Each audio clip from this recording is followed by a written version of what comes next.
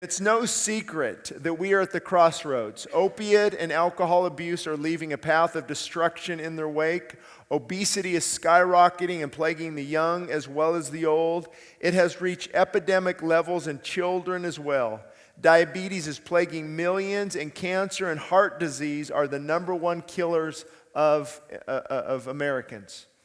Now, of course, the question comes out, well, big deal. Spiritual health is what's the priority. And I do agree with that. However, I'm going to hopefully answer that in just a minute, because we pray for God to heal rather than help with self-discipline to change harmful habits.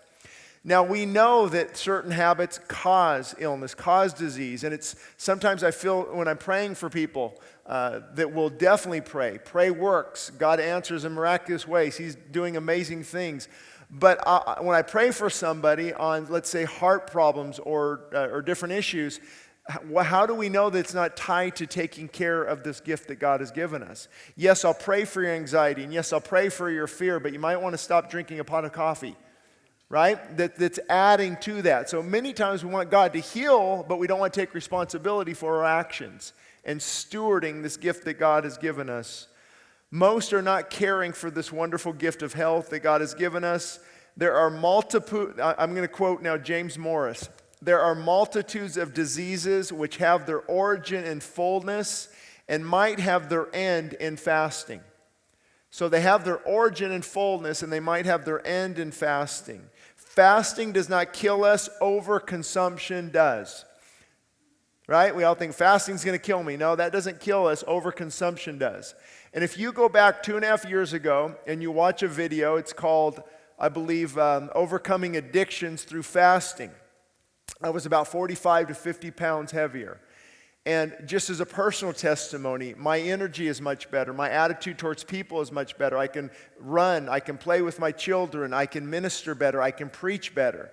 So I think we miss how much our physical affects us spiritually and also energy levels. And actually, when God says, go out and do this, minister to others, be an example, share your faith, go out and help people. Oh, I can't. I'm too full. I'm too bogged down. And I think it really hinders what God wants us to do. Now, again, granted, the physical benefits of fasting are secondary. The spiritual benefits are the priority. But tonight, I'm actually going to focus more on the spiritual. Here's why. More on the physical. Here's why. Every single message I've ever given on fasting, I think it's a dozen, always was focused on the spiritual. So you can go and you can listen to, let me just give you some examples. Lean, Mean Fasting Machine. It's on our website. Health, what does the Bible say? Fasting over forks, part 1. Fasting over forks, part 2. You know, it's a little play on words with forks over knives. A prisoner of appetite. Fasting, the good, the bad, and the hungry. Fasting, they found the secret. This kind does not go out except by prayer and fasting. Fasting breaks enslavement. Overcoming addiction through fasting. So you can see there's a lot of fasting sermons over the last 6 years. And I can tell you that fasting has probably made the biggest difference in my life personally in regard to preaching, in regard to studying God's Word, in regard to living the victorious Christian life. It's by far prayer and fasting and worship in the Word. That has changed my life more than anything. And I can tell because back many years ago when I would preach, when I would not eat, say the night before, and I would come to a men's breakfast, empty stomach, say no to the gravy, no to the eggs, no to the sausage, and I could feel the presence and power of God. And then when I would choose to cave in and eat, I was very sluggish, wanted to hurry up through my message, and let's get out of here, right? It's nap time. So I could always tell a difference when the flesh was full and when the spirit was full. Now, of course, food isn't bad, right? In many cases, God has given it to us to enjoy, and I'm going to get to that in a minute. But when it begins to imprison us, and we begin to be prisoners of our appetite, and we start to consume things that are not healthy, and they're actually detrimental, that's when it begins to tilt the scale in the wrong direction. So let me just talk about a few spiritual things, then I'll get into the physical benefits. In Joel 1:14, we see the power of fasting. Joel said, consecrate a fast, call a sacred assembly, gather the elders and all the people, and cry out to the Lord. So the magnitude of the situation determines the response. Fasting is depriving the flesh of its appetite as we pray and seek God's will and God's mercy. So that's mainly what it is, spiritually. When I fast, I starve the flesh and I'm filled with the Spirit. Because fleshly appetites and spiritual hunger do not often go together. We've talked about that before. Is it easy to pray and worship after Thanksgiving dinner? Or is it time for football? And we see that, and so we see this interesting relationship that we have to have food to survive, but when food becomes our God, or becomes our idol, and we begin to be filled with the things of the flesh and eating and consuming, it will affect us spiritually. There's just no way around it. The Bible's clear on that as well, not to mention gluttony and a lot of different things. And again, I'm preaching to you as a fellow sojourner, as a fellow struggler in this area. I have not mastered it. Okay, my daughter just had a birthday party and Krispy Kreme was knocking on the door. You know, I'm going to say, no, I'm not celebrating with you. I'm fasting forever. Or am I going to have a donut? And, you know, so I'm there with you. It's not about perfection, right? It's about getting back up and falling forward and at least looking to our health more often than we do. And here's why. I don't want to take the scripture out of context. Paul said, I was going to note this when he talked about the Holy Spirit being, our body being the temple of the Holy Spirit. Now the context, and I like context because it means you won't take the verses out of context and make them say whatever you want them to say. The context is sexual immorality. He's saying, be pure vessels that God can use because your body is actually the temple of the Holy Spirit. So why wouldn't that apply to other physical parameters?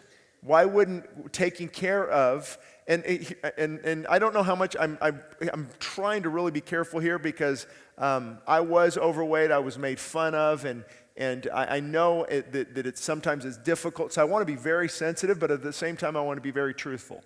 And sometimes that hurts, and sometimes it steps on toes, and I was going in a very bad direction as I was in my 20s, and thankfully God changed that.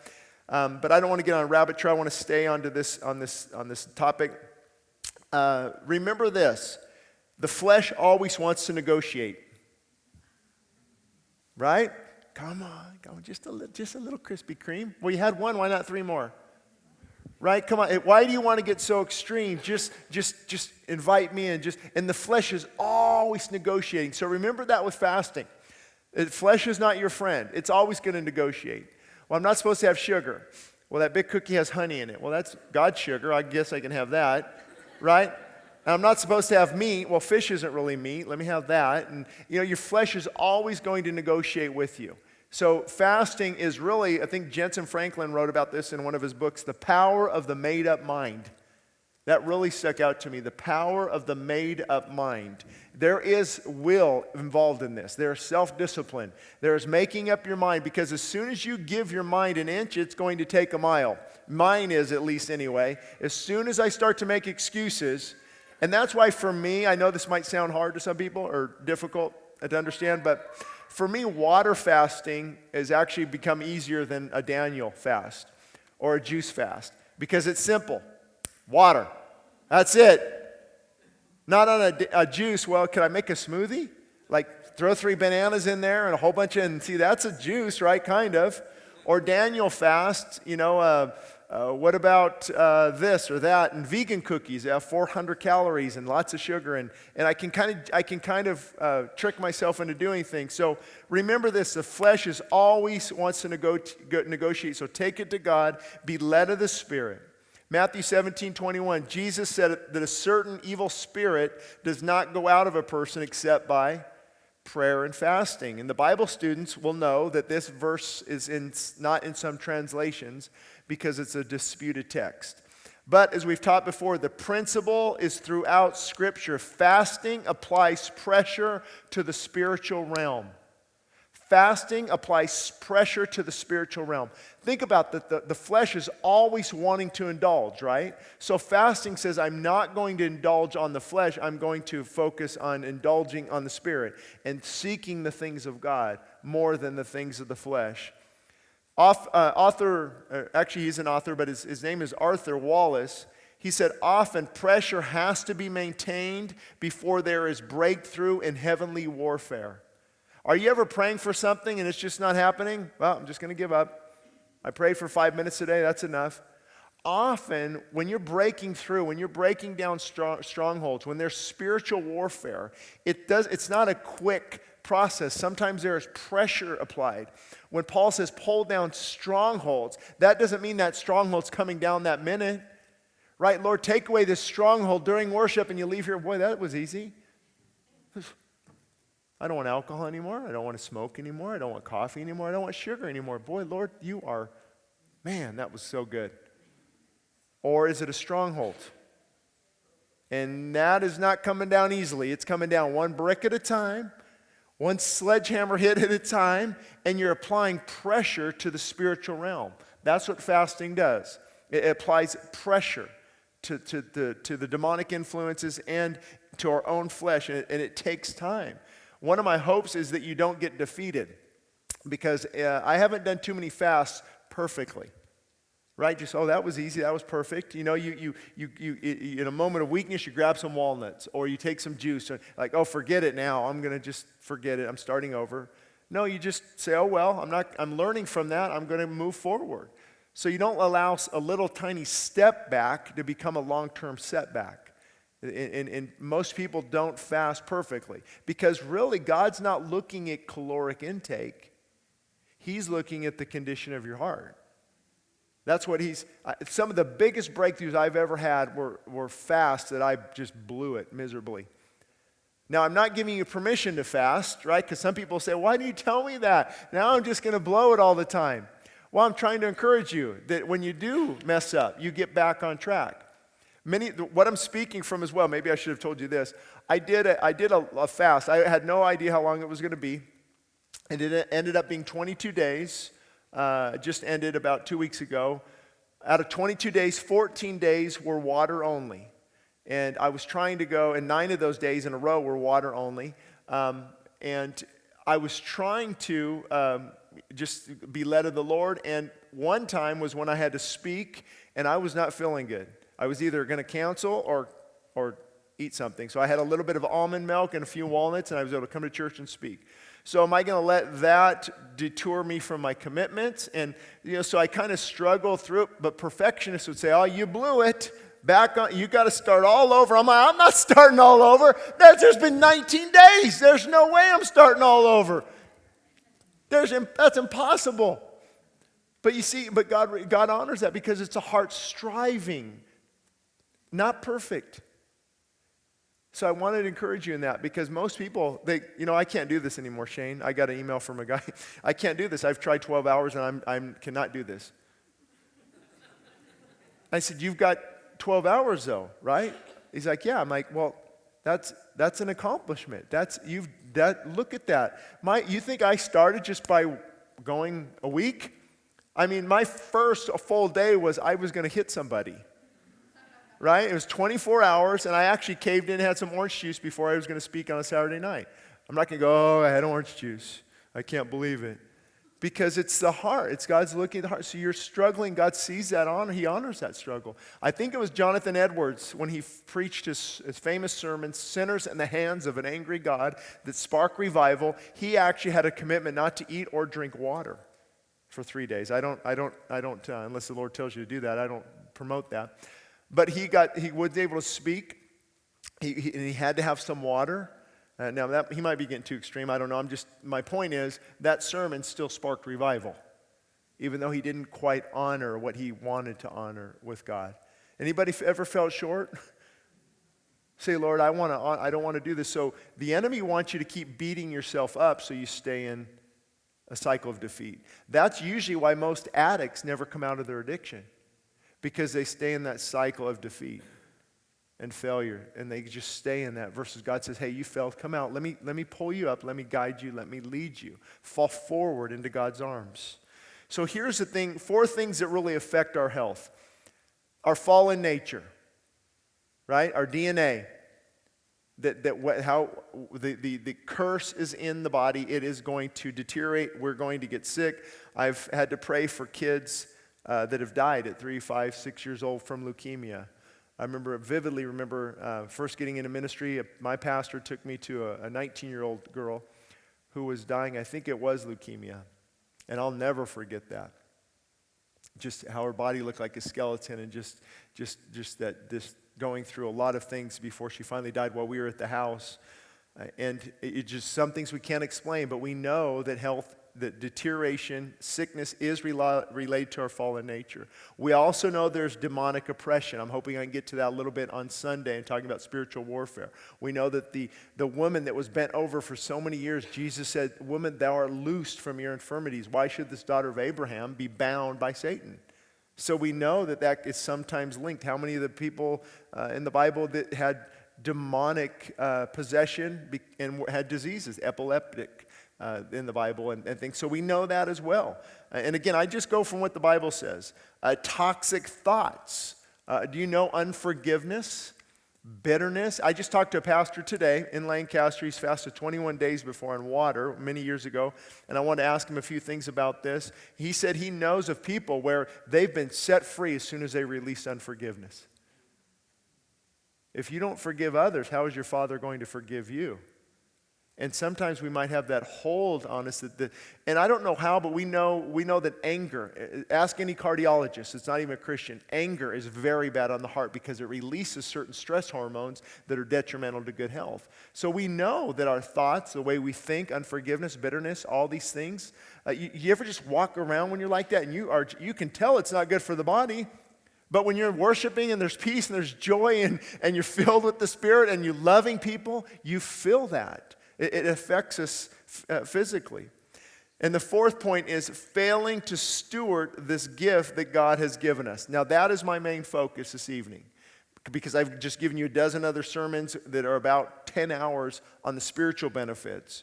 So the main focus though is fasting and what it does to the the physical. See, the spiritual's on my mind though, that's a priority. But here's the question. Here's a question I've been thinking about all month as I've been writing the book. And actually, it was this 22-day fast that allowed me to finish the book. Because when you're not eating, do you know you have a couple extra hours each day? And I told Morgan, I'll be home later while you're having dinner because I'm going to work. And it gave me the opportunity to work on this. But here's what I kept thinking. Pastors teach stewardship. Why stewardship on finances?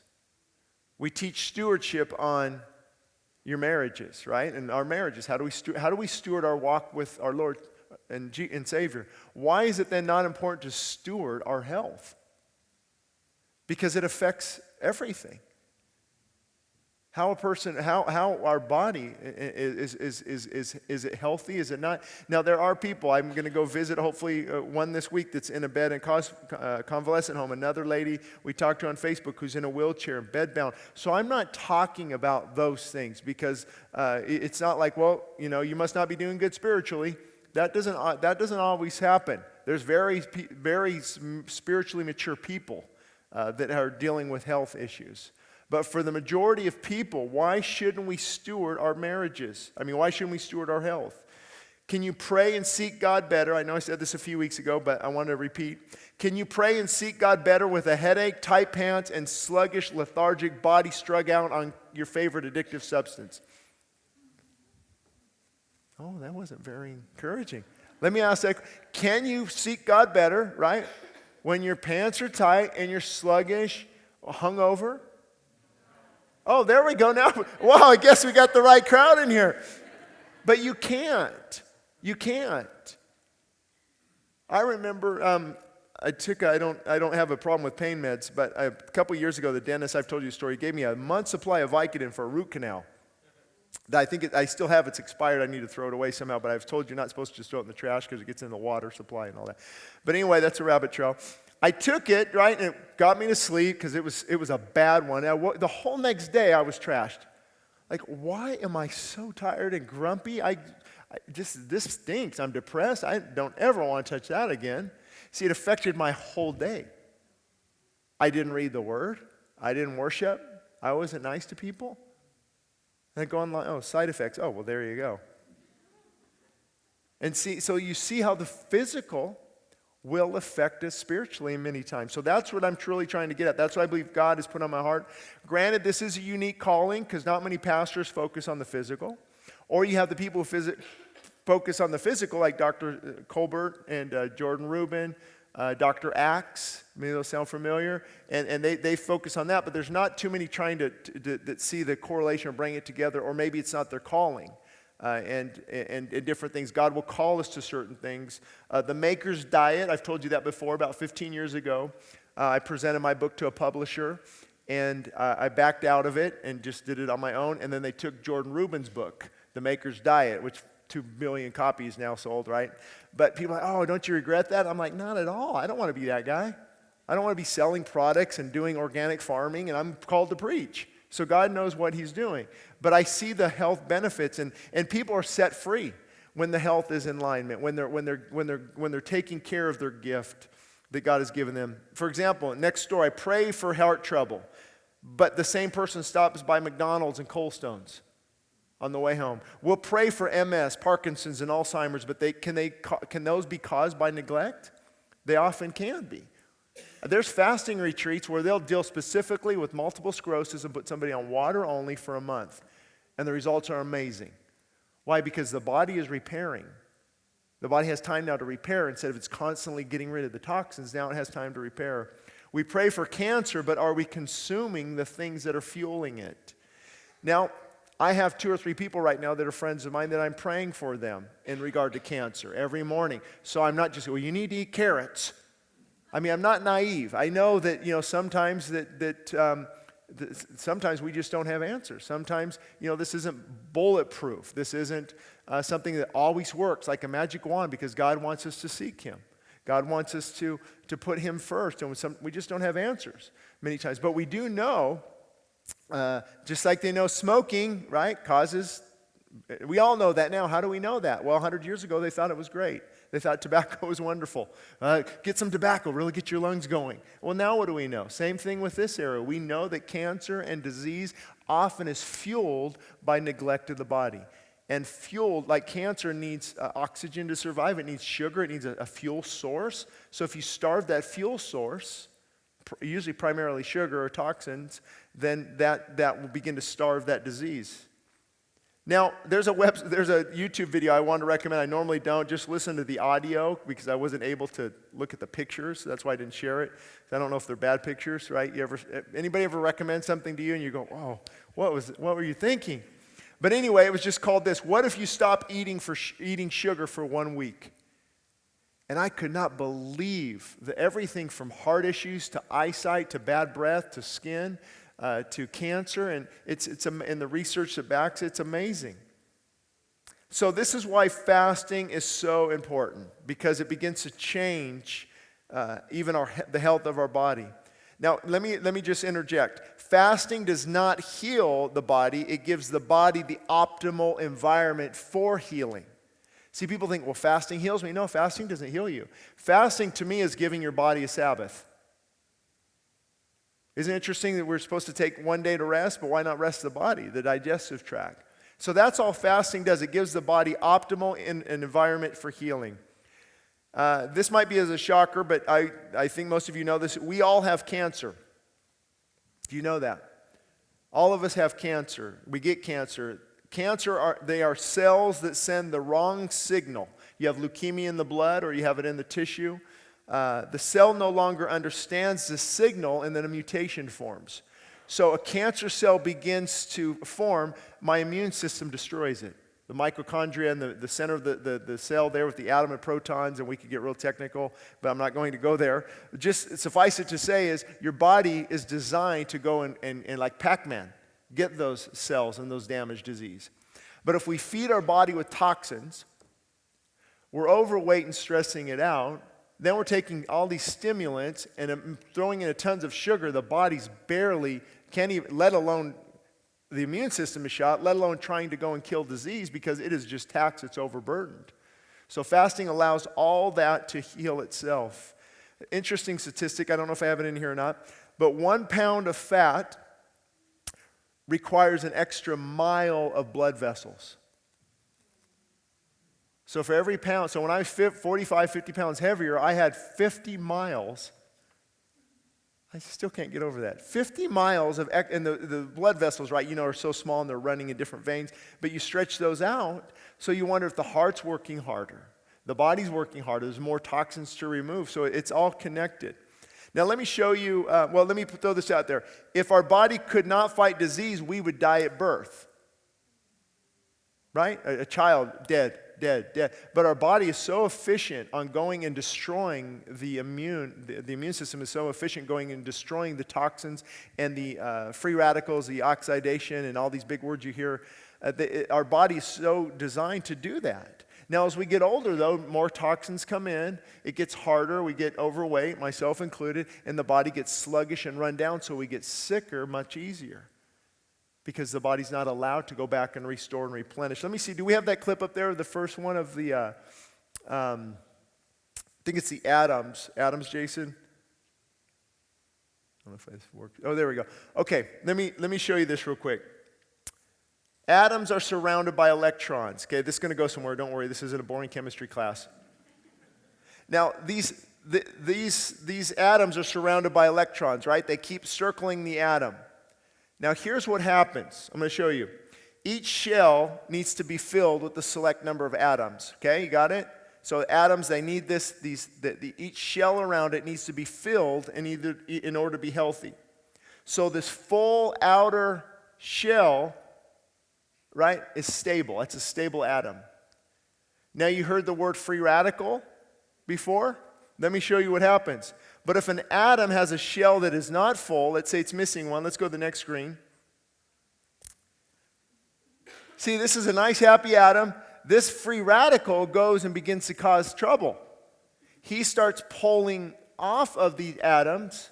This one, I need that. Or they start grabbing from the DNA, they start grabbing from your protein, they start grabbing from your fat.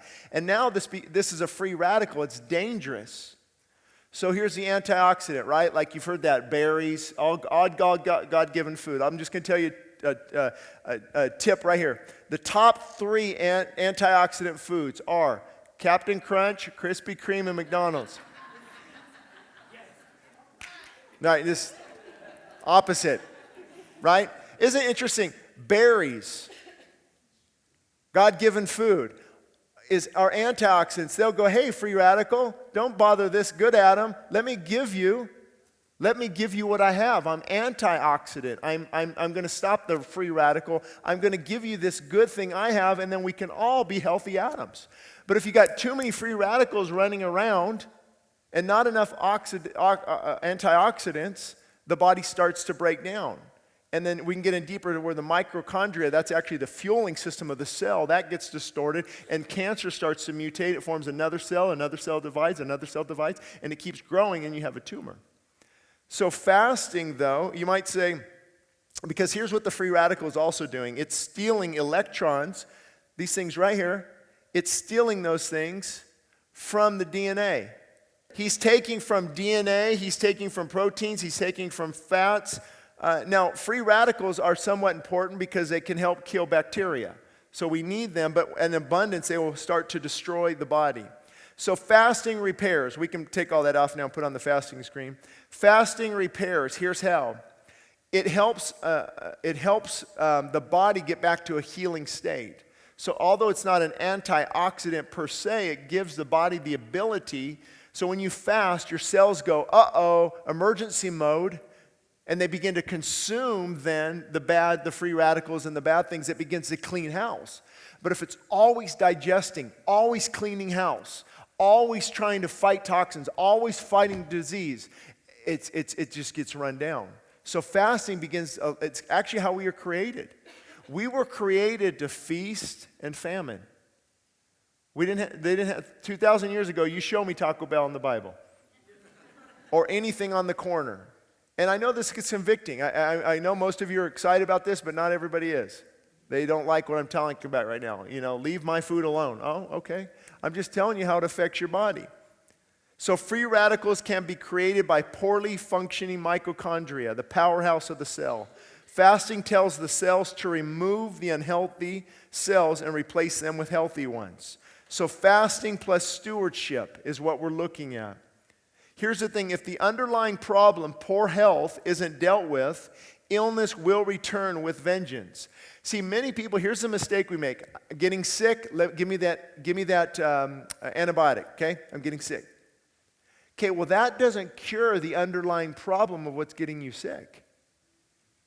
So why does it return again? I mean, I must have had strep throat 12 times 15 years ago, and on amoxicillin. What is going on?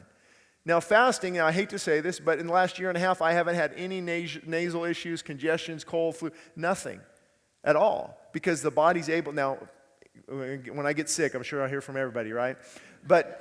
And then the charismatics will go, don't speak death into yourself, and words have power. But I'm just saying, as of now, it's been very beneficial in regard to how I used to get very sick, sore throats, nasal congestion, sneezing, coughing. Vet, you probably remember 4 or 5 years ago in Saturday services, I was always coughing a lot, and it became, it was just always sick sometimes. So keep that in mind as well.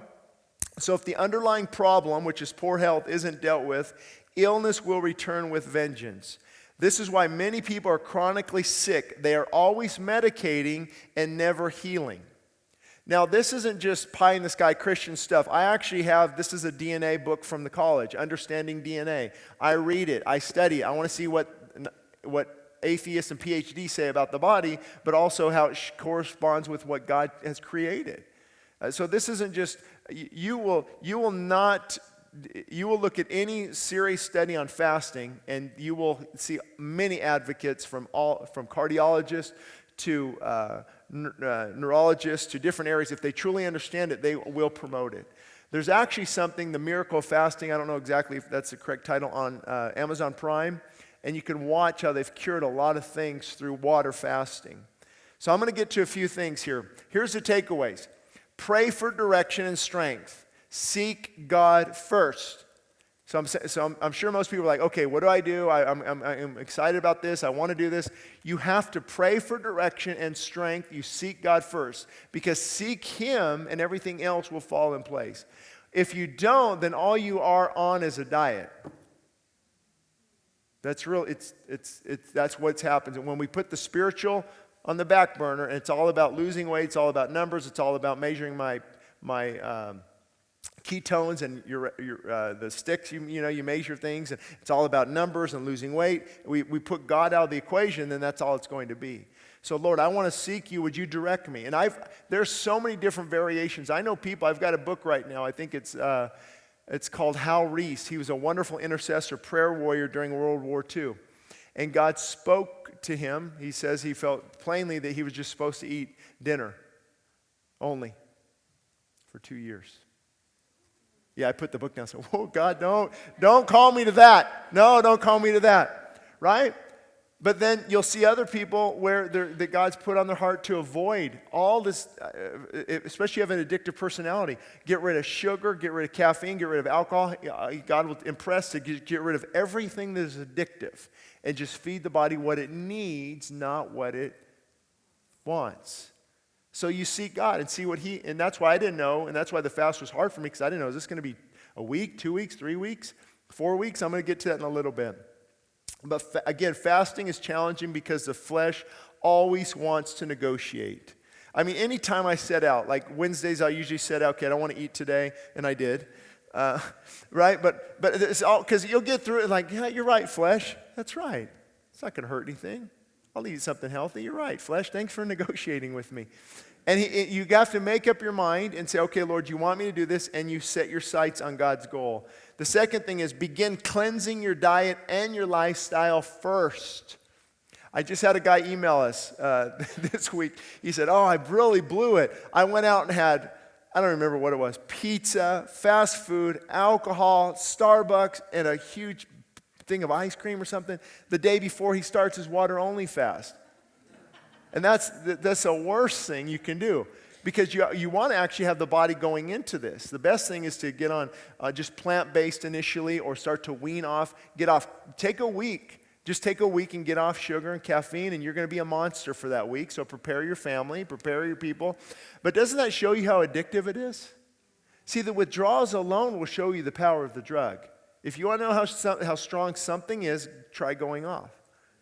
So take a week, take 10 days and say, okay, I'm going to use this time to wean off of these things. I'm going to get my body in a healthy state to fast. That's very helpful. Because usually, here's my thought, fasting usually isn't as hard as people think. It's because they're withdrawing from things that makes it hard. They're withdrawing from caffeine. They're withdrawing from nicotine. They're withdrawing from sugar. If you don't think sugar is hard to withdraw from, or you don't think there's withdrawals, try having no sugar for the entire day. You will want to beat somebody up when that day's over, because it's the body wanting that stimulant. And I don't have the numbers. I wish I would run them down. They'll be in the book, but I think it was in the 1800s. People had 5 teaspoons? 5 teaspoons of sugar a day. Now we're up to 56 teaspoons per person. 56. And McDonald's just came out with their big, I don't know what it is. It's colored and it's this big and it has foam and stuff. I'm not even going to touch that. It has 93 grams of sugar. 24 teaspoons. So we drive through there and then we say, well, Shane, I can't have too much fruit. I'm a diabetic. Well, hold on. Now there's a problem here with that thinking. And I saw it all the time in the gym, all the time. Shane, I can't eat that clean. I got to watch this. I can't have fruit and this and honey, which is true. You have to be careful. But then they would go to, what's that place who has the slurp or the big gulp? So, yeah, and they would go and buy a big gulp, but it's Diet Pepsi. But it has aspartame. Your body still thinks it's sugar. It starts assimilating it the same way. And it's not only that, it's a toxin. I believe a neurotoxin. A neurotoxin is something toxic to the brain. The brain is something interesting with the brain. It's called the blood-brain barrier. Most things go in the blood that are okay, but once they get to the brain, you're in trouble. So there's a blood-brain barrier there. And that's why you have to watch things like that. Actually, that's why there's a big debate over vaccines, right? You've got formaldehyde, you've got aluminum, you've got mercury in vaccines. And again, I'm not just reading websites. I actually got a book on vaccines. What does the Center for Disease Control say about them? What's the results from polio all the way till now? What does the FDA, what does the Disease Center for Control, you know what it is, CDR, well, whatever that thing is. Those guys, yeah. What do their own studies say? What do their own research say? How do these things really affecting us? So it's not Christians checking their brains at the door. It's Christians doing research. So that's where you have a lot of problems. Number one, while I'm on this rabbit trail, the body's not designed to take a virus or a bacteria and inject it into your actual bloodstream. That's a full frontal assault, right? That's what it is. You're meant to get it in your body, in your lungs, or you breathe it in, and your digestive system begins to break down that bacteria and kill it. But to actually take a virus and inject it into your bloodstream, you might want to do a little research on. Okay? I mean, I could really upset people here, so I'm going to stay calm. I've had people on Facebook me because of this topic. And all I say is do the research. That's all I say. Just look it, understand it, read it, what's it doing? And the person says, well, yeah, but there's also formaldehyde in an apple. Well, then you haven't done your homework, because that formaldehyde that occurs naturally is a lot different than that. And you're also not putting the formaldehyde, the mercury, the tissue of fetuses and all these things into your blood. So it's just use wisdom. That's all I'm talking about. I'm going to stay away from that one. So also, if I'm abusing the temple, it will affect worship. Won't it? And I've had my struggles on all different things, you name it. But can an alcoholic truly worship? If I'm high on Vicodin and I grab a Xanax or two, can I truly worship? And again, I'm sympathetic, but I'm saying it does affect us. It does affect how we worship. So if we're taking in time, I tell you what, ask my wife, true story. If I've had donuts and coffee, she'll say, would you leave for a few hours? Why? Because it's a jerk. I'm a jerk. I can't worship. I don't want to worship. I want to throw my phone.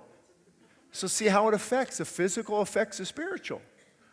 But in America, we want our guns, our big steak and potatoes, right, and everything else, and we don't want to talk about things like this. So number 3, consume God-given food the way He created it. Okay? Consume God-given food the way He created. That would really limit things And I actually have something available, my health plan. We have copies of it if you want it as you're leaving. I don't want to give it to everybody. And then number 4, lead by example.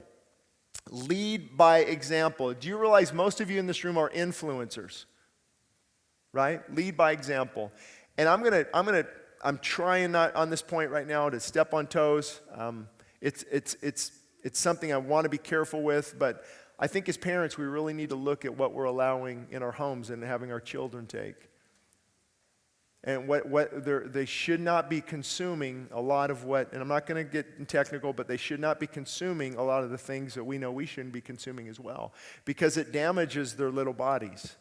What you're seeing in attention deficit disorders, I've never seen more cavities in all my life. A 6-year-old has 14 cavities? What's going on here? Attention deficit disorders, illnesses, all these things are related to the toxic body of these little children. So as parents, we should and trust me, it's hard, right? It's hard, but if all you have in the pantry is good stuff, and when they open the refrigerator, why more carrots? Why more broccoli? Why apples? Guess what they'll be wanting in an hour when they're really hungry? Daddy, would you cut up some apples?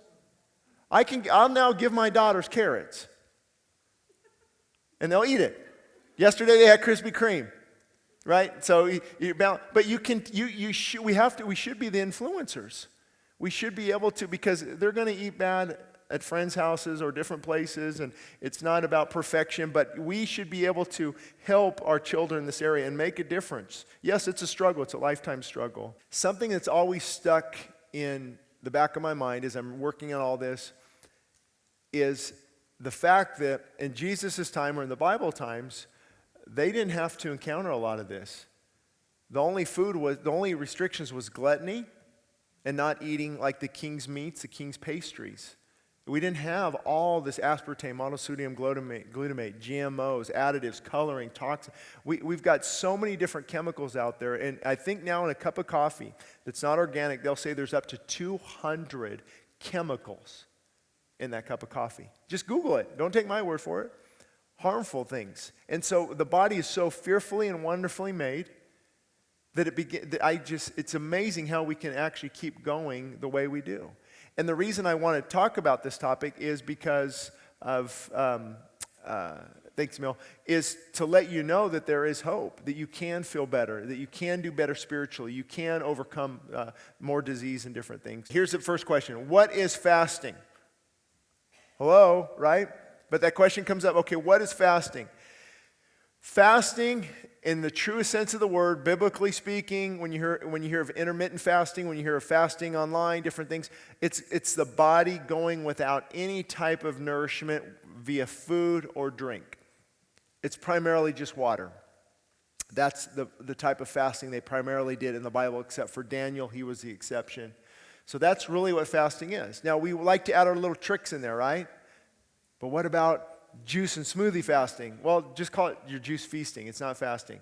What about the Daniel fast? It's not the Daniel fast. It's the Daniel healthcare program, right? Or the Daniel healthy eating program, which good. I recommend it. But fasting is abstaining from food and from juice, from any type of nourishment. I'm going to get into the juicing in a minute. If you have questions, again, write them down. So here's the main question that comes up too. Where do I start? Well, don't focus on length just yet. You're not going to start a 7-day fast tomorrow. Probably. Now, maybe people have. Maybe I should be more careful when I say that. But most people, you step out in faith. You don't focus on length just yet. You say, Lord, what do you want to do? Begin what I did with a meal or two. Have you ever tried to miss a whole meal and instead pray and read the Bible? I should throw that in there. When you miss a meal, you suspend a time with God. Miss a meal, that's when I'm going to pray. I had a whole list of things I wrote down. When I would miss a meal, when I feel hungry, I would pray over all those things. And some are coming to pass. I hopefully can share later when they do. And so just step out in faith. Don't focus on length. Try to miss a meal. Try to miss 2 meals. Try to go a whole day if you can. And then, of course, the question comes up, medication. What about medication? Well, that's when I also recommend medical supervision. Talk to your doctor. There are some medications that people can't stop. But most fasting experts, they actually have retreats. There's one in Santa Barbara. There's one in Puerto Rico. I've watched these things. And they'll actually get people off of medication and on water only. Because if you're taking medication, most people can't just do water only. They have to stay on some type of juice or something. And that's a broad term. Medication for what? Medication for high blood pressure? Well, the fasting is going to lower high blood pressure, so I wouldn't do it in conjunction with fasting. That one can be weaned off eventually, probably. Statin drugs that are not healthy, not good for you, can those be weaned off of as well? Yes, they can. So it depends. But if it's type 1 diabetes, no, you can't wean off insulin because that's keeping you alive. So it depends on what it is and what the illness is and what the situation is. That's why medical advice is very important. Let me just throw that out there because people are curious. I have many doctors that are friends. I highly respect them. They are trained very well on, not on prevention though. They're trained on fixing the problem. I have a toothache, give root canal. I have a sore throat, give me amoxicillin. I have the tonsils and the adenoids are inflamed in a child, remove them. So they look at the prescribing something to take away the pain or ease it, but health actually goes at a deeper level at what's causing it. So you fix the cause of the problem. You don't just put a Band-Aid on it. And a lot of physicians they'll tell you they're not well trained in health and area. My physician locally that I love, we go to, I think we're taking my daughter tomorrow. A lot of them are overweight. They don't eat well. A cardiologist, I've had to start going to a cardiologist from when I was 24 because I had something called myopericarditis. It's an inflammation of the heart muscle because of strep throat. So strep throat went from here to here. Wasn't good. Almost, I wouldn't be up here. And I didn't even know if I was good with the Lord. So that was a scary time. So I still see them once in a while. But they're overweight. They don't know really much. And when it comes to health and nutrition, and I want to ask him, hey, over your coffee pot there in the waiting room, why does it say do not have before a stress test?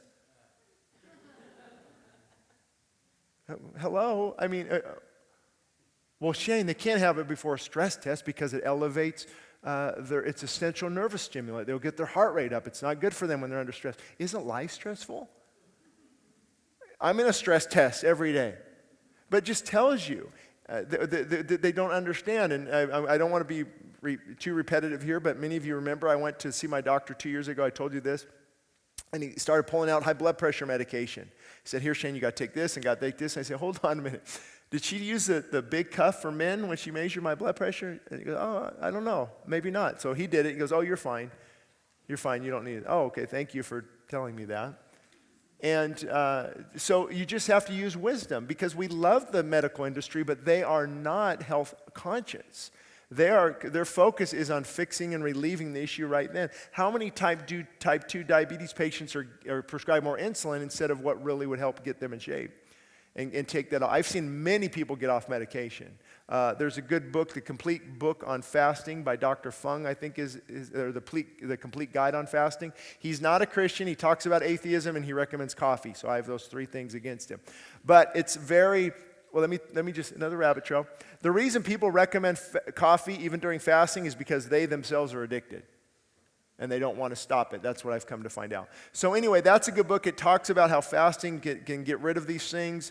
High blood pressure medication, they're given all these medications. Why not lose the weight that's causing it? Why not stop eating the food and the fuel that's causing it? Why don't we look at the underlying, because all we're doing is we're getting fatter and sicker, and there's more illness. Nobody has answers. Now kids are getting sicker. Who has the answers? Not the medical industry often. Now, again, we go to them. We will look to them sometimes. You don't check our brains at the door, but you have to compare what is wisdom. I told you I think a while back that my daughter was having a very time sleeping. It was hard. She'd wake up almost not breathing. I'm like, oh, this is terrible. So we took her to an ears, nose, and throat specialist. They said, oh, her adenoids and her tonsils are huge. They've got to come out. And this guy scared the out of me. He said, you see this? He goes, if 1 to 10, 10 is worse, she's like a 12. He goes, we need to schedule surgery, I think it was in LA. And I'm like, okay, hold on, wait a minute. Adenoids and tonsils, knowing with the health background that those actually help in immunization and the body's immune system. God has given us those for that reason. But of course, her health's on the line. I'm not going to jeopardize that. So I went home, I prayed about it. And a little research, and wouldn't you know it, when we say no to sugar, no to all that junk, no to this, no, no. You're going to a friend's house, you're eating carrots, right? And just got the body completely healthy. Also read the power of sleep, right? The deep sleep. So I would take her on drives around 1 o'clock. She'd take a nap and let the body. And within a week, she's breathing quietly. Everything's fine. But I almost scheduled that week's major surgery. Now, but see, there's a time and place for that, because I don't want the emails going, you shouldn't do it. Use wisdom. There's a time and place for surgery, right? There's a time and a place, but it's not the first resort. It's the last resort. And I hate to tell you this, but the more you get on antibiotics such as amoxicillin again, your body will then become resistant. And you're eating beef that has full of antibiotics, your body's getting resistant. That's why do you see these on WebMD and these different things? All these strains, we don't know how to stop it. This is going crazy. Antibiotics aren't working anymore. We need to, is it Cipro, Tony? CIPR, Cipro?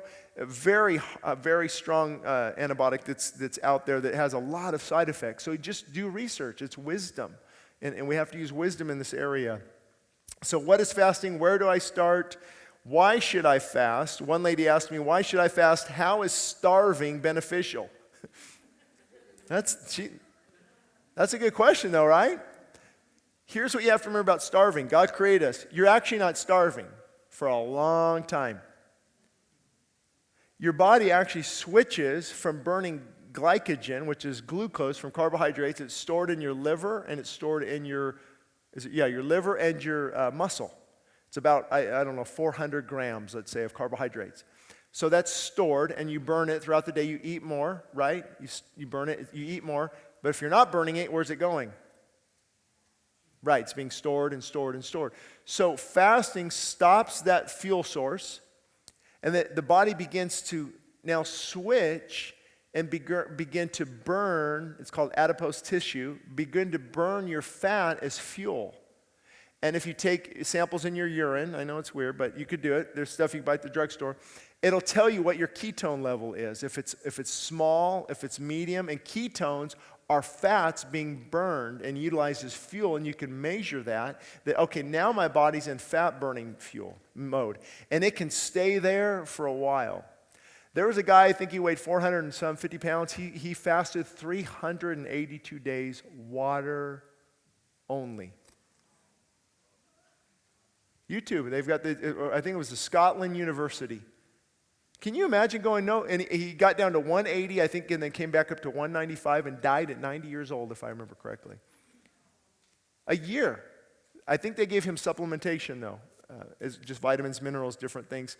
But the body, that's what we're doing. Fasting is not starving. You're actually not starving. You're burning the stored fuel like we were designed. But it's so hard because we've been conditioned for the glucose, and the glucose is often the addictive stuff, right? Give me the Captain Crunch. Give me the vegan cookie with 60 grams of sugar. Give me the chocolate with peanut butter. Give me the pasta, and you're full of the carbohydrates. So it's not starving. So why is it beneficial? Well, spiritually, it's very beneficial because you are starving the fleshly appetites. Your appetites, your lust for certain things will diminish during fasting. Every type of lust you can think of is minimized. That's why it's so difficult, because the flesh is literally screaming, and we go into it detoxing and withdrawing from harmful chemicals, thinking it's the fasting that's killing me. No, it's usually detox from the harmful things. Now, also, though, you should remember that it is a process. The first 2 or 3 days, it's hard. I'm just telling you the truth. And you have to be busy. I kept a little bit busy. I would pray. I would do things. But you're not always on a spiritual high. I wasn't on it the first week. Nope. Why? Because bad moods come in, right? I'm jonesing. I'm getting angry, I'm getting upset, I'm wanting my high, I'm wanting my sugar. And you're moody, you're upset, you're lethargic, you're tired. Why would I do that? Because the end result, not the beginning. But once you get through about 3-4 days, believe it or not, I would cook beef for them and pasta and make dinner for them and go in my office. And I could eat, don't get me wrong, but it's not like you get hungrier and hungrier and hungrier and hungrier and you just explode by day 4. Usually, by day 4, your hunger has subsided because now your body's burning a clean energy source. And actually, your fat is a very clean energy source. Have you ever heard of essential fatty acids? Essential amino acids? Have you ever heard of essential carbohydrates? There's no such thing. Right, Tony? He told me this yesterday, too. There's no such thing. Because your body was designed to burn that stored energy, that fat. It's ketones. The fat breaks down. So it's not starving.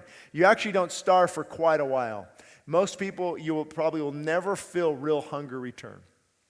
I've read that it takes sometimes 30 days, 40 days, and then real hunger returns. And when you know it returns, your body knows, and it's time to eat.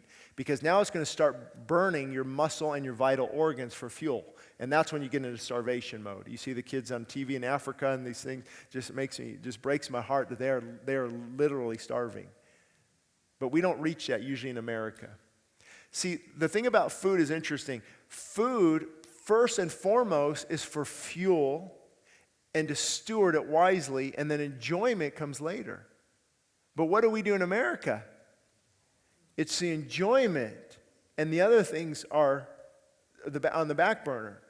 God, you show me in the Bible where food, the primary reason for fuel or for food is for fellowship and eating around the table and coming together all the time. The whole reason initially was to fuel the body. And then to be good stewards of it, not to be gluttonous and different things, and then also have it to be an enjoyment, to give thanks for the things that God has made. So how long should I fast? I'm going to have to go pretty quickly, or this is going to be a while. How long should I fast? Well, if we're talking about for health reasons, ideally one should fast as long as it takes to heal or detox. The goal determines the length. So if I'm fasting for something, if there's a disease or an illness, there's medical supervision. Most fasting retreats that I look at online, different things, they're at least 3 weeks to a month. Can you believe that? Staying there for 3 weeks to a month of water only? But the ailment that determined the length, how sick they were. If you've got multiple sclerosis or cancer, it's going to probably be a longer time. Now, for spiritual reasons, that's why you take it to the Lord. You pray and you ask for direction and you follow through. And now also on this area of how long you should fast, I'm not going to tell you, 2 days or 3 days. Take it to the Lord. Start with something small and work up to bigger things. But also, for those who are going to go long, you have to remember the refeeding phase. This is bad news if you're not ready. Refeeding will mess you up if you're not prepared. Because everybody's, okay, it's been a week, I'm going to In-N-Out Burger. That's the worst thing you can do because you will get sick. People have died from refeeding the wrong way. I tried, I was pretty good. I had a lot of vegetables, and then I went, okay, I need to leave the kitchen because this is not going to be good. Because once you stimulate that desire again, after 9-10 days of water and I started to eat again, oh, mamacita, right? That's what they say in Mexico. And it's just like, what is this? I'm going to attack everything in the kitchen. But it's a good picture of how appetite works. See, it's suppressed. Everything, all types of appetites. I don't want coffee anymore. I don't want sugar. Suppressed. But once you fuel it again, I had to leave the house, honestly. And I came back, had some more, and and I got an upset stomach on fruit and vegetables and nuts. How is that possible? Because too much. It's actually been said, and I believe it now, that refeeding for a few days is actually harder than the fasting itself. Because how do you eat a couple oranges and then you stop for 3 hours? Have a papaya and stop for 3 more hours. You're using wisdom there. Now, I've talked about this before. I've prayed about this, and I don't know the answer. I don't know how they broke fast back then. How did Moses break a 40-day fast? Or Elisha? We don't know because it doesn't tell us how they did it. But now we know to use wisdom. I'm sure they knew, but their diets were much more cleaner, in my opinion, back then, so maybe it wasn't as hard. How do I get back on track if I fall? Well, just like children, we are growing in our walk with the Lord. Infants learning to walk don't quit. When they fall, they get back up. Eventually, you will walk where you used to fall. So how do I get back on track? I've blown it. You get back up and you start walking forward. All my fast, just about, I've blown it. I mean, this 21 day, this 22 day, I started 3 days, right? 3 days, 1,200 calories, got my diet real clean, and then I went 4 days water. I was doing great, and then wouldn't you know it, the toothache from hell hit. Right there, upper one. I remember, So am I going to cave in, get on amoxicillin, get a root canal, and start eating again? It was a very hard time. So for a few days, I had a little bit of food till I was figuring out what I was going to do. So am I going to blow it? No, I'm not going to blow it. So I got back on track, started fasting again, water only. As of now, the pain's gone, everything's gone. I have a dentist appointment tomorrow. See you, go to the doctor. And I think they're just doing a checkup or something, but I'm not going to do anything until I need to. But I'm not naive. I know cavities. I've seen cavities definitely repair themselves because the enamel that has been ripped away because of bad diet can be rebuilt again. The vitamins and the minerals, the tooth can be restored. It's just like a bone. When you break your bone, how does your bone repair itself? Why is the tooth any different? Now, root canals are a different monster, though. They're deeper. There's more damage done. But I'm just in a holding pattern for now, trying to just wait on God. Many of you know the dangers of root canals, right? You have a dead tooth stuck in your mouth, and it can bring in a lot of toxic things. I have 2, so there's not much I'm doing about it. I'm not going to pull them out. But all the more reason to fast and eat healthy, right? I mean, I know people, they think the chemtrails, that people are spraying, right? Chemtrails over California. All these chemicals are falling, right? There's chemtrails, root canals, well, I'm just like, well, all the more reason to fast and take care of your body then. But that's just an excuse for them to go to In-N-Out Burger or Burger King. But why we should be proactive, not reactive. So here's the biggie. I'm not going to stay too long here. You guys have heard me talk about this. Can I drink coffee, tea, or soft drinks when fasting? You want me to say yes really bad, don't you, right now? You know the answer. Come on. No. If you want 2 good books, they're not Christian books. The Truth About Caffeine, and then another one is Caffeine Blues. Wake Up to the Hidden Danger of America's #1 Drug. So read those if you want more information. But in a nutshell, those who are addicted to coffee recommend coffee during a fast. I think that's a bad idea because not only are you letting in all these chemicals, all these things into your body, into your heart, into your bloodstream, you're fasting. It's actually pretty dangerous to fast on water only and stick with caffeine. Not only that, it's a central nervous stimulant. So your heart's working harder and harder and harder. So you're going to fast from nothing, just have water, and then have a lot of coffee. Right? See, it just doesn't work. If the whole point is detox and to rest and to slow down and to give your digestive tract a break and to calm your heart and to remove toxins, why are you putting in something that is going to actually counteract all of that? And there are people who, they just can't give that up. And here's my struggle. This is actually funny. For the first, I think, couple weeks, was it 2 weeks? First 2 weeks of the fast, guess what I kept having? Coffee, yeah. I thought God was going to bless my fast, even though, I know you want me off of this addictive thing, but I'm going to stick with it, and you're still going to honor my prayers because I'm fasting. No, you have to start with what you know to be the first thing God wants you to work on. That's usually the addictions. Because how are we going to fast and hold on to our addiction? Right? Doesn't make a lot of sense because that's the whole point of fasting is to get rid of the addiction and to get rid of the flesh having the final say. Also, water is so crucial to health. From removing toxins to hydrating every cell, it's a vital resource. And coffee is a diuretic. You know what that is, right? It actually pulls out the water from the cells. So always just remember that about water and coffee, and try to substitute one for the other. That's why I said take a week or 2 to wean off. Can you imagine, okay, I'm stopping everything tomorrow. You would be a mess.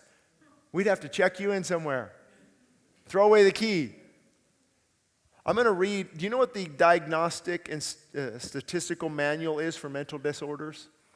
It's a big manual that lists all the mental disorders. Well, it lists caffeine-related disorders in it.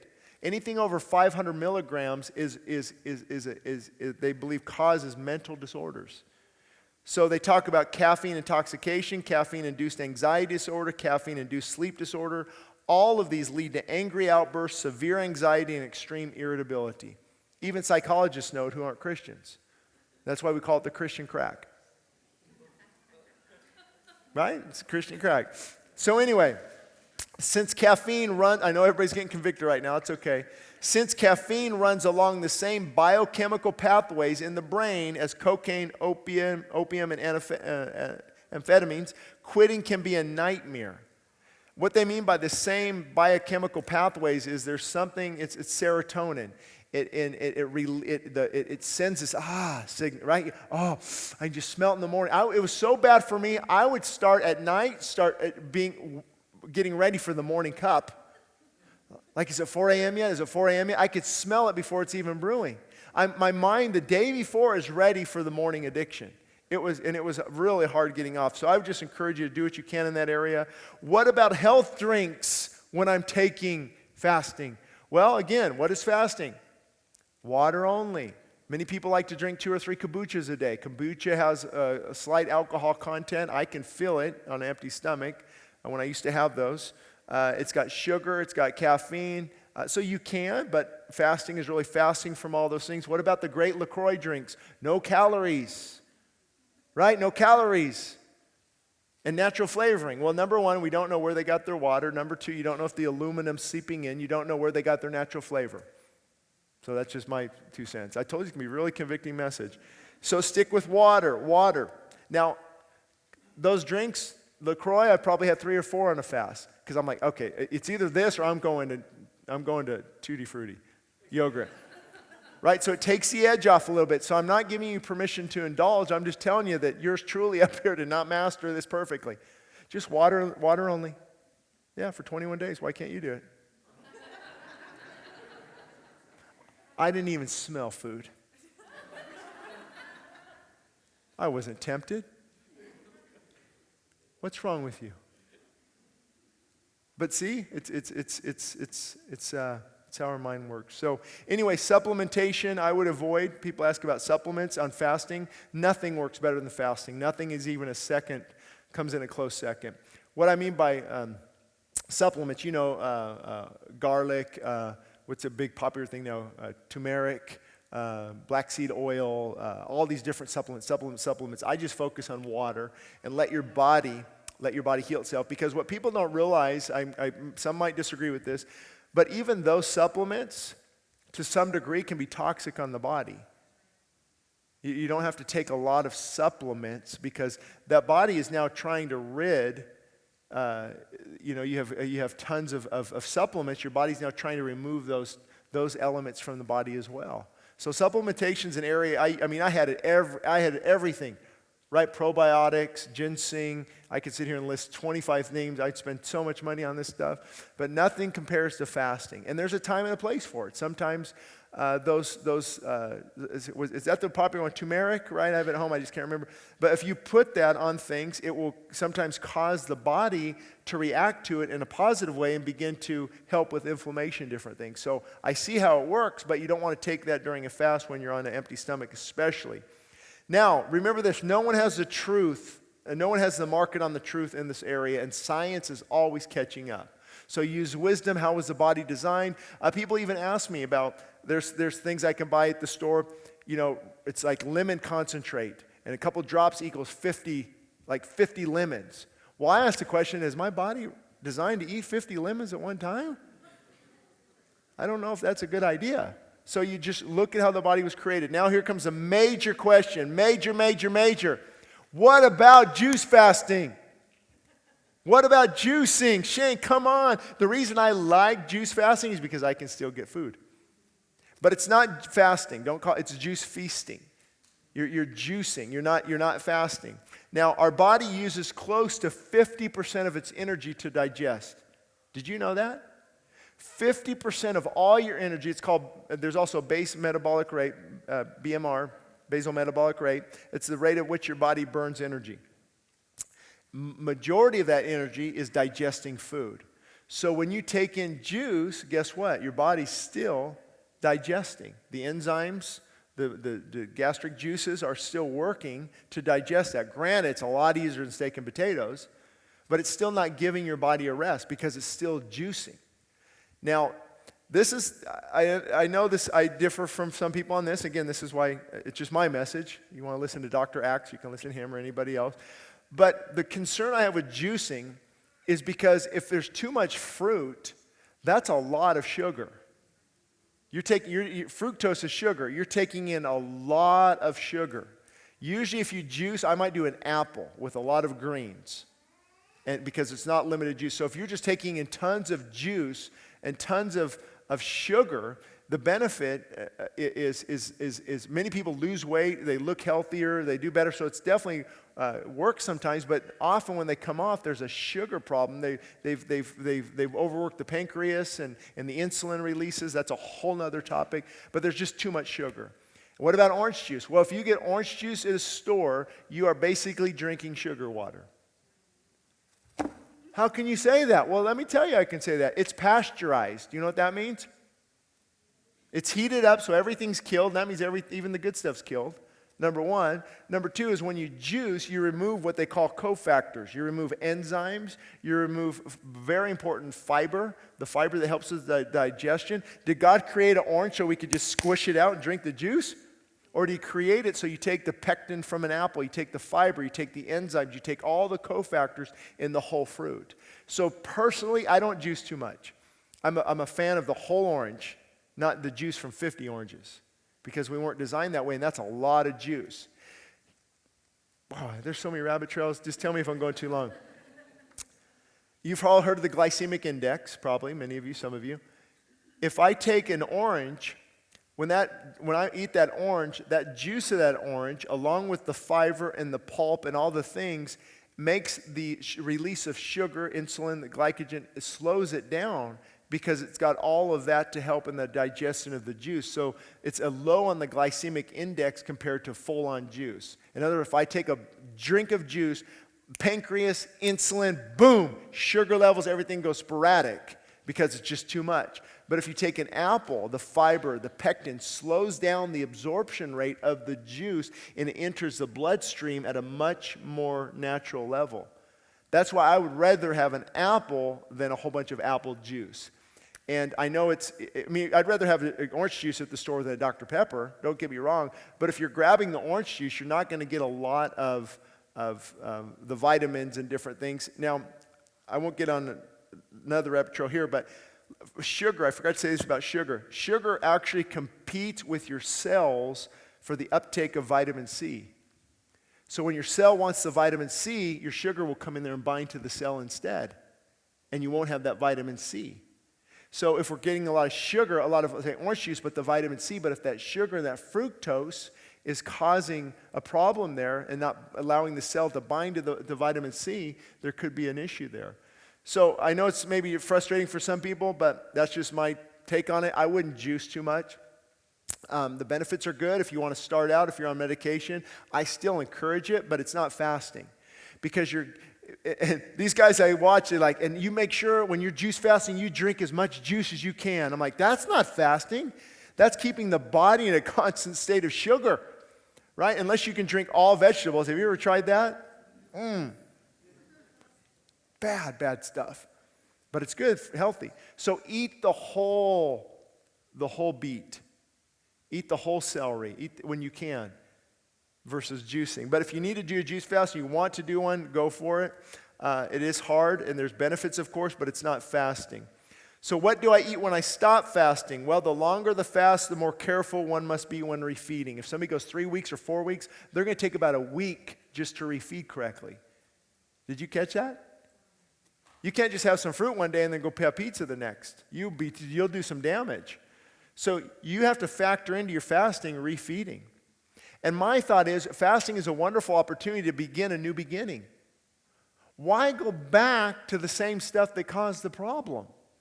So many people go, oh, I can finally start having coffee now, and my favorite donut, and I can stop by Carl's Jr. and make, what was the point of fasting? See, fasting complements a healthy lifestyle. It doesn't take the place of it. Just like the person thinks they can take a pill to fix their diet problems. So fasting should encourage healthy eating after that because we're taking care of this gift God has given us. So who shouldn't fast? Well, of course, pregnant women, nursing moms, those who are very sick and ill and kind of wet. You think of this person who already look like they're very skinny because of maybe a debilitating disease. You think of the people who are in the concentration camp. You look at that kind of image. That kind of fasting is not good for those type of people. That's why, again, medical supervision is important. Somebody came up to me recently and said, kids shouldn't fast either. And I said, well, it's true, but if a child, my daughter, 12 years old, wanted to fast for a day, so I let her. She's not going to die. There's actually probably benefits to that. And the problem is kids aren't underfed today. Come on. They're overfed. And if they're not overfed, then they're malnourished because they're not getting all the vitamins and minerals and different things. How many kids truly get a couple carrots, a couple apples versus Skittles, Pop-Tarts, and Dr. Pepper? That's normally what is being given to children. So I don't think kids should fast, but I don't think we have to force feed them. When my kids, it's funny, I don't know if I should tell them this, but I will. When we had arguments in the past, right? Well, the kids are hungry and they need to eat. They don't need to eat. They don't need to eat. They're not going to die. They can go a couple hours without food, right?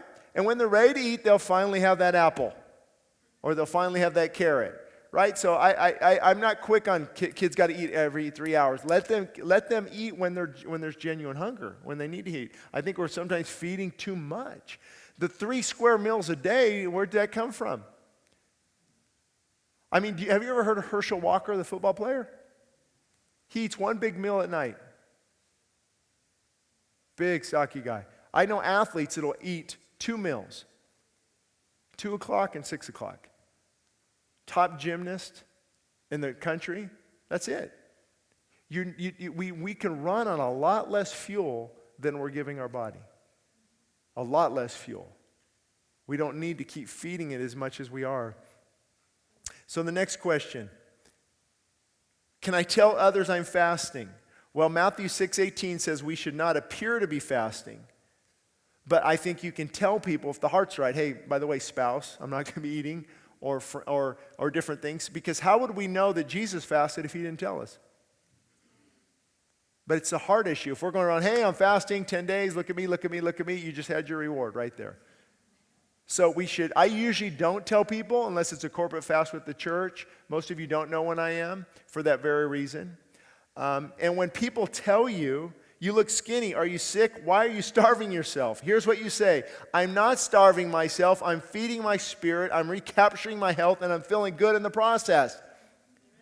At least a half dozen people in the last month said, you're looking skinny. You need to gain some weight back. What's wrong with you? I'm like, 195 pounds is not skinny. How is that skinny? But see, it's our concept of what we think is healthy. Right? The big Oklahoma Schooners football player. That's healthy, but not the guy who can run 10 miles. That's not. He's not. He must be dying shortly. And we know research shows that carrying around too much extra weight is detrimental to your health. Not only that, do you know where majority of the toxins reside? Oh, it's out there. You all know, huh? We know. Fat cells. That's where they reside. So, for example, you say somebody gets a vaccine shot of the influenza, depending on what the strain is, or the bacteria, what they used, and it's the minute little things. It can go into your fat and hang out there for a while, a month, a year, and then something could trigger that. It's released, and you get sick, and you don't correlate it back to the shot. Now, I'm not saying don't do that. I'm saying do your research, look into it. The kids today are given way too many shots. When I was growing up, it was like 4, 5, 6, whatever. Now it's like 39 by the time they're 12. Are you kidding me? They need shots for everything they might not ever be exposed to. So just be careful. Do your research. That's all I'm saying. People shouldn't get mad at this. They should do their research and look at how the body works. So the next question, can I tell others I'm fasting? We answered that. Oh, and it's often those who stop by McDonald's, Starbucks, and other places who feel the need to lecture us on fasting. You'll see that, right? Those who fast don't lecture you. It's those who, and that's why you don't tell people, because you're not going to get a lot of positive feedback. So when should I fast, Shane? Okay, I want to. When should I? Well, when the Lord leads you. There will be conviction. Number 2, when you're feeling spiritually drained. Jesus said, when you fast. So it tells us that we are to fast. Before taking on a huge task or when making an important decision. Number 4, when feeling sick, tired, or sluggish, or if you need to lose weight. It's a wonderful way to do that. Number 5, I think a person should fast 1 day a week. I think if you just, hey, today I'm just going to rest, just drink water. If you get into a pattern of that, it's not hard. Now I can go 24 hours and it doesn't really, yeah, it'd be nice to eat, but it's not like 5 years ago I was going to hit somebody, right? I had to stop anywhere. But the body can get conditioned, and I think it's good for the body to rest. So that's when you should do it. Let me see how I'm doing here. Let's see, 7:30. How you fast is just as important as when you fast. So read Isaiah 58. You can't fast from food and still feed sin and expect spiritual growth. The funny thing is people think I've always been healthy. I've always focused on health. Actually, I didn't. My mother did a great job of promoting health. But once I left the home, what was it? Alcohol and fast food. Right? cinnamon roll and coffee was breakfast and Taco Bell was lunch. So my past may someday catch up with me, okay? So I don't want to ever have something and people say, oh, see, health doesn't pay off. No, my 30 years of hell, living like hell, is probably what caught up to me. And we all die at some point. So it's not about utopia. It's not about perfect health. It's not trying to live 180 years old. It's about glorifying God in what we do. So let me talk about this. This is my 22-day fast that happened. Let me tell you about an analogy first that you might remember from some time ago. If you ever to lose a child in the mall, right? You're going to lose a child in the mall, but actually, let me back up. You're going to eat. Now it sets the stage. You're going to eat, and then you have your 3-year-old, and you're going to eat, and you realize the 3-year-old isn't with you. Are you still going to go eat? No. But some of you saying yes. What's wrong with you? No, of course you're not. Because why? The hunger to find your child, the desire to find your child is greater than your desire for food. That's all fasting is. So the first week, I already explained this to you, I ate a very clean diet. The first few days went into water only, and then had the toothache, dealt with that. And then by week 2, my weight had dropped about 6 pounds. And the toothache hit, but I found that worship started crying during worship. The Word of God came alive. Prayer requests, I wanted to pray with boldness, and I could feel the spiritual results of fasting and starving the body. But again, many Christians are surprised that they are not on a constant spiritual high when fasting. If somebody's just going to fast forward to this last message, I would encourage you to listen to both of them if you share this with others, because there's so much other stuff prior to this. So you're not going to be on a constant spiritual high. And that's why we quit. Many people quit. Shane, I don't feel good. This isn't working. That's not what you told me about. This doesn't feel beneficial. I feel like I'm sick. I'm not closer to God. I'm farther away from God. Guess what? That's normal. That's called feelings. I feel moody. I feel hungry. I feel grumpy. I don't want to be around God. That is normal to go through. And I felt that up until the second week. Then by week 3, I dropped 8 more pounds. So I think I dropped 15 pounds over the whole 22-day process. And I'm not focusing on weight. I don't think people should focus on weight. I'm only listing it so people can see the effects of fasting. And the question comes up on this, what about, I'm skinny, I can't fast. There's tons of studies of people fasting. Yeah, they lost weight, but after the fast, they actually gained back more weight in a healthy weight because the body cleaned itself and detoxed. Because being skinny and malnourished can be a sign of toxic burden as well. So yeah, if you might fast, lose some weight, you don't want to, but in the end result, you will gain some back and even more. So this is when week 3 was when I finally got off coffee. I dropped another 8 pounds. I was going into 9 days water only. It's when I was given the antibiotics to take, but I opted not to take those. And again, I don't want to explain all that.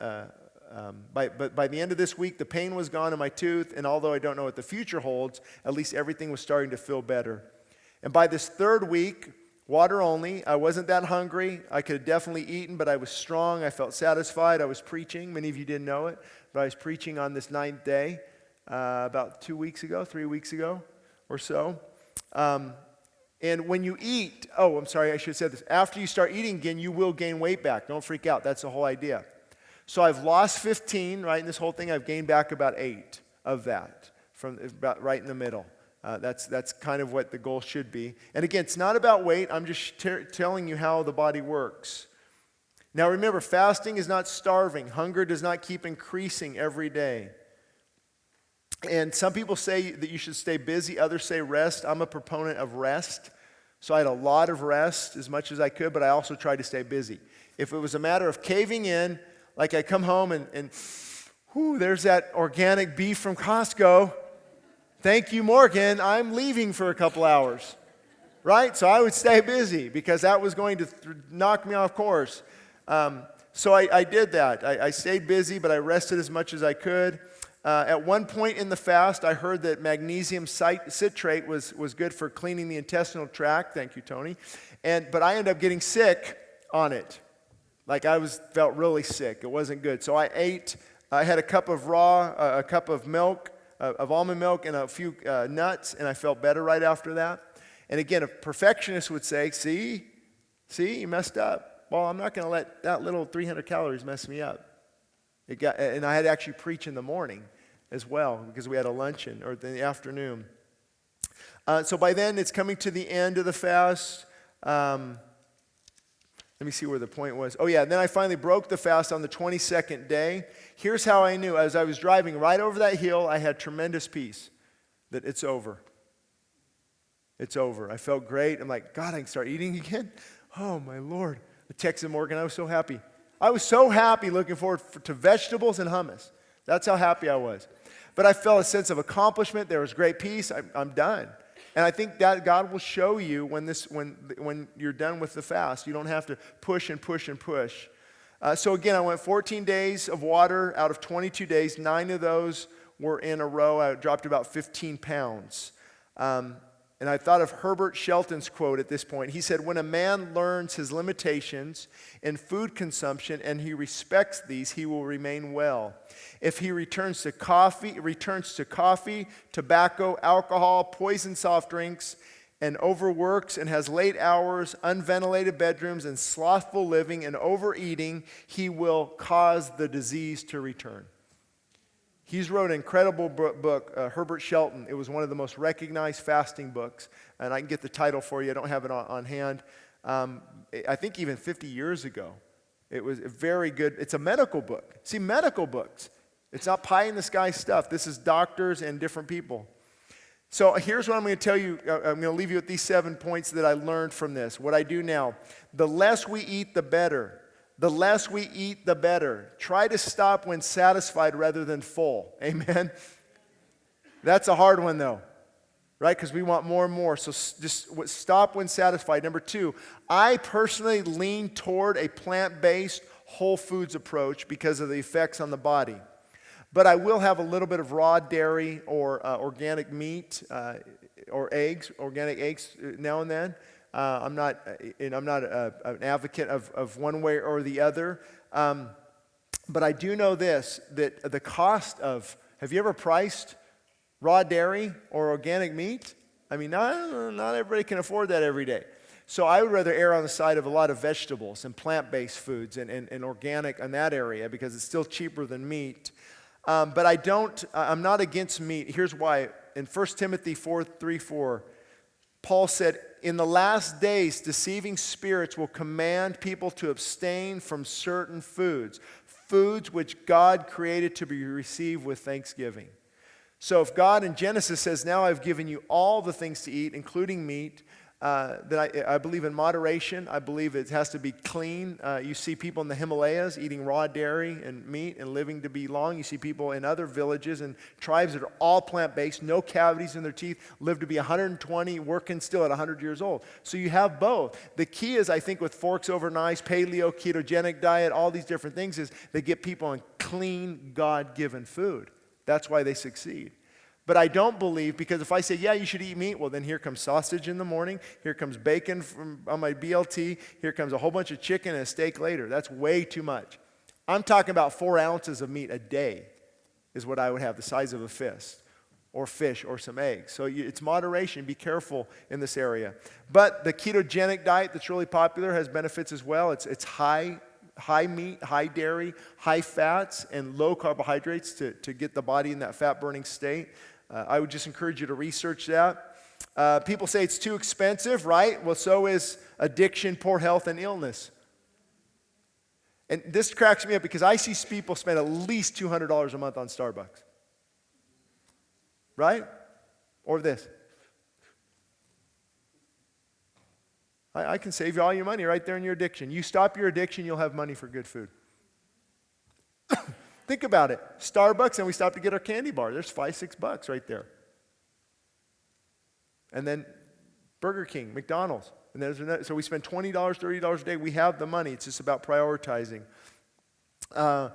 So I've got all this written down if you want. It's a lot more, there's a lot more to it, like what I would eat for lunch or dinner, different things. So Susie has that. If you want it, I'm just giving it to you to help. I don't want to get obsessive about it, but if people want, well, what about this? What about this? So I'm just doing it to help. Of course, number 3, I avoid sugar if possible, except for yesterday I didn't. Today I don't think I did either, maybe.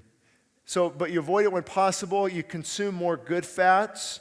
Remember, essential fatty acids, omega-3s, omega-6s, the reason they're called essential is your body actually needs them. So these low-fat diets, you got to be careful because your body needs good avocados, nuts, certain types of oils, coconut, and different things. Consider intermittent fasting when possible. That's going maybe 16 hours without eating, letting the body cleanse itself. But number 5, spiritual health is the priority. It sets the stage for the rest of the day. Begin with spiritual health and end with spiritual health. They are the bookmarks, and then the eating goes in between. And then have the right perspective. It's not about a perfect physique. It's about what goes on in the inside.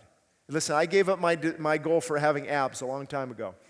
You know, that everything that was up here is now down here. But the goal is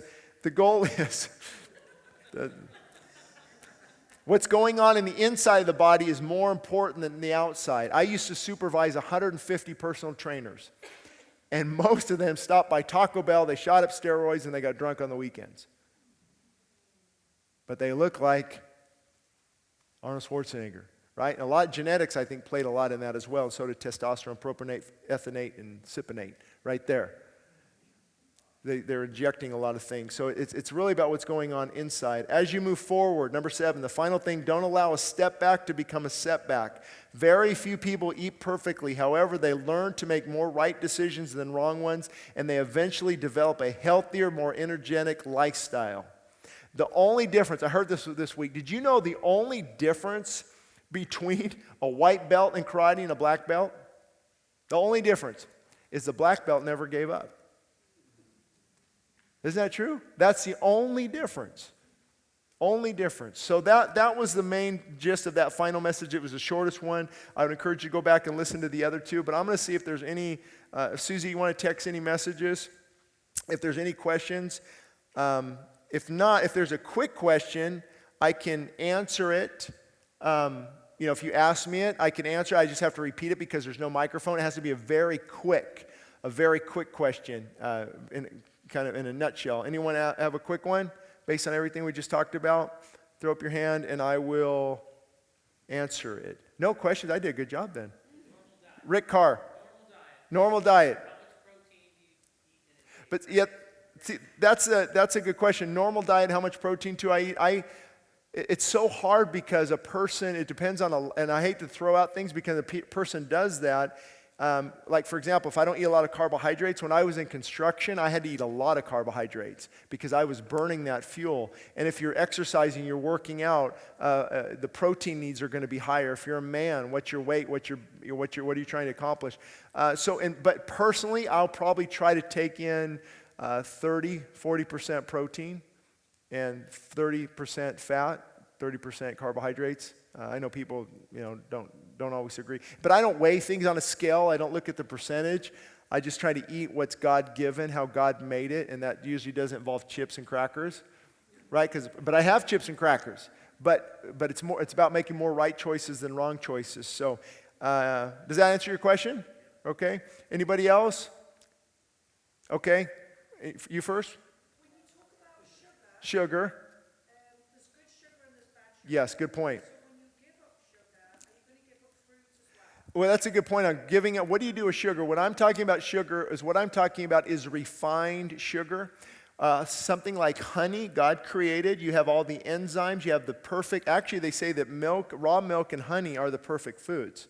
Funny, we read in the Bible, I'm going to give you a land flowing with milk and honey. So I'm not against honey in the right forms. But you can research honey. Sometimes they cut it. I don't know if you know what cutting it means. It means they put a whole bunch of junk in it that's not good. So you have to go for dark, organic, maybe local. But I would do honey and also fruit. I'll eat a pound of fruit easily. Papayas, strawberries, berries. Unless I'm doing like a ketogenic approach. And if you guys have questions, Tony's going to be available too. He knows a lot more actually on this than I do. It's more of a ketogenic approach where you limit fruit, you limit carbohydrates because you want your body to be in a fat-burning mode. So if I'm taking a lot of fruit, that's going to be fructose. That's going to be my energy. It's not going to go to the fat as fuel. But sometimes I don't think Christians need to worry too much about, this is more for the fun for the numbers guys, but as Christians I think we just need to eat what God has given us, and moderation is really a biblical principle. Do things moderately. So if a person's having tons of strawberries, a whole bunch of orange juice, and tons of papaya, watermelon, pineapple, they might be taking in a lot more sugar than they should. So refined sugar is where all the good things are stripped away from it, and it's refined and processed in a factory. And then it's I think there's, as of, I don't want to misquote, but there's about 80 different names right now for sugar. 80 different names. If you look at the syrups this, the syrups that. So I would stick with honey, organic honey, and fruit. Even fructose, and it can be altered though too. So it's just being careful. But yeah, you can enjoy those things God's given us to us for enjoyment. And go ahead. How do I feel about decaf coffee and tea? That's a good question. Well, it depends how they're decaffeinated. Some of the times decaffeination occurs through chemical processing. So you have to make sure that it's done through water decaffeination. But if you can get decaf organic coffee, then they remove a lot of the chemicals if it's done through water processing. Because see, they use chemicals to make it decaffeinate, and then you have the chemicals in the coffee. And coffee and tea are sprayed with pesticides, fungicides, and herbicides, sometimes 7 different types of pesticides that leave from the tea or those coffee beans go directly into your cup. They're not washed. So we're taking a lot of those in. So personally, me having a decaf coffee is like me having an O'Doul's beer. It'll stimulate that desire for it. But I think that's a much wiser choice. If you could get organic decaf coffee, I actually have organic decaf green tea. I don't want to make life miserable. Come on, guys, organic black tea as well. But I would look at how they make how they decaffeinate it. Make sure I forget what it's called, water cooled or water filtered, and then make sure it's organic because you're avoiding all the chemicals. I think the last I read, blueberries from wherever you get them have 7 different types of pesticides sprayed on them. So washing them over water isn't always going to do it. I'd rather, personally, I know this might be gross, but I'd rather just flick a little worm off my apple, right, from the tree, than have tons of chemicals sprayed on it, a wax where you can't even get to it, and all the apples look exactly the same. What does that mean? That's GMO. That's genetically modified organisms where these things have been modified. Your carrots should look funny. A tomato should be out of shape. That's how God creates. Have you ever had organic fruit from a tree? Oh, cherry trees. That's how God created it. So it's good. It should be enjoyed, but I think we just have to start using a lot more wisdom. Let me see I got a text here for a question. Oh, gosh, there's a lot here. You guys are if you need to leave, I understand. I'm just going to let the camera roll. 15-year-old suffers from migraines when missing a meal. She is conflicted about fasting message. What should you tell her? You know what? That's a really good question because I would have to, or she could actually talk to Tony. You have to look at what the current diet consists of. Because are the headaches being caused because when you stop food, you're stopping also the chemicals that your body's addicted to, the caffeine, the sugar. So when you stop that, you're going to get tremendous amounts of headaches. Especially if you go off caffeine, your head's going to be pounding. So I would have to look at her diet and see why the diet is maybe causing the migraines. So it might not be the fasting, it might be the detoxing that's causing that. So you can talk to me or Tony afterwards. That's what I would tell her. Test for low electrolyte salt. How do you prevent this from happening during an extended fast? Believe it or not, the body has actually stored vitamins, minerals, and electrolytes into the cells of the body. So as you're fasting, these reserves are pulled from the body and allowed to be used during the fast. However, I do recommend if you want to take vitamins or minerals or electrolytes, there's some water out there that has that in there. You can take some in tablet form. I would say a short fast of a week or two. I wouldn't worry too much about that. But if you're going, 3 or 4 weeks, maybe I recommend medical supervision at that point. But I can get my blood work done now. I can read my blood work. I can test my own vitals and kind of learn through all that. But your body can store. It's not like 2 days later you're out of electrolytes. It's actually stored in the cells for future use. Suggested research on homemade bone broth. Yes, that's really good, but you don't have time to prepare it. Suggests alternatives. Yes, Dr. Axe has good bone broth as well, or there's organic bone broth you can buy in the Whole Eatery or Trader Joe's. It's organic bone broth. Bone broth is from the bone.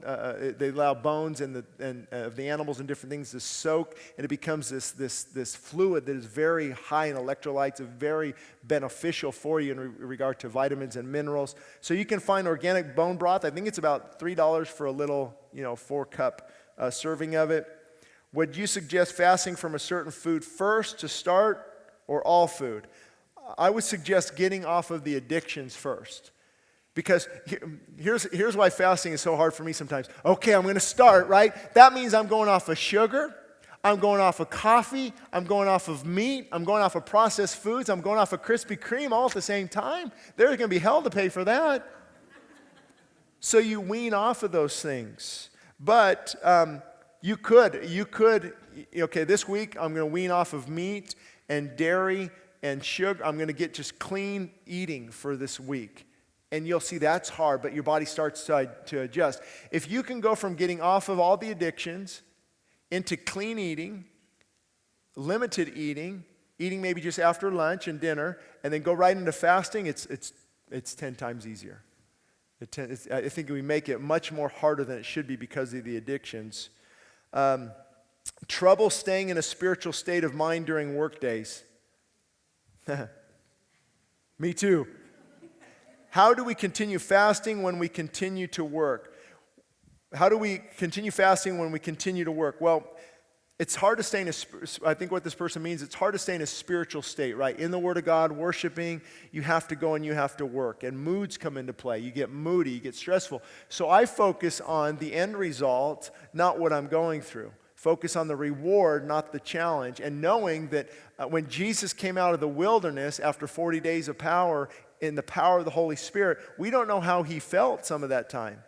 We don't know how people felt because it's not recorded in the Bible. So try not to trust feelings because God honors the fast. Even when I stopped when I did the 7-day fast in August, right then is when Fox News called. Why is Fox News going to call me to fly to New York? I didn't feel spiritually high that 7 days. It was miserable, actually, a couple of those days. There's valleys and there's mountaintop experience. You feel tremendous love. Lord, here's what you feel. I could fast for the rest of my life, right? I could keep fasting and then 6 hours later, I hate this. This stinks.